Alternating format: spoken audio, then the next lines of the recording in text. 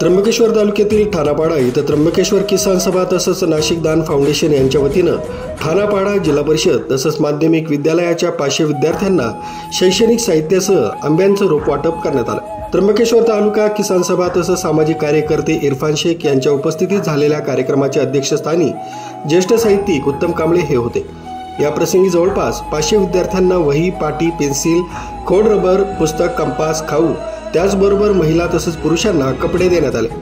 विशेष म्हणजे प्रत्येक विद्यार्थ्यास केशर आंब्याचं रोप देण्यात आलं। यावेळी प्रसिद्ध लेखक उत्तम कांबळे यांनी मार्गदर्शन केलं। व्यासपीठावर तहसीलदार श्वेता संचेती, गटविकास अधिकारी रविकांत सानप, उपविभागीय पोलीस अधिकारी वासुदेव देसले, हर्सुल पोलीस ठाण्याचे सहाय्यक पोलीस निरीक्षक चेतन लोखंडे, सरपंच वैशाली गावित, दान फाउंडेशनचे मधुसूदन शर्मा, पंचायत समिती ग्राम विस्तार अधिकारी ज्ञानेश्वर सपकाळ, शिक्षण विस्तार अधिकारी राजा हेर, मीना शर्मा, निलेश शर्मा, कांतीशेठ पोकर, कोकिळाबेन पोकर, नीलकंठ कडाक, तालुका आरोग्य अधिकारी डॉक्टर मोतीलाल पाटील, माजी जीप सदस्य रमेश बरफ, सामाजिक कार्यकर्ते इरफान शेख आदींसह शिक्षक तसंच ग्रामस्थ उपस्थित होते।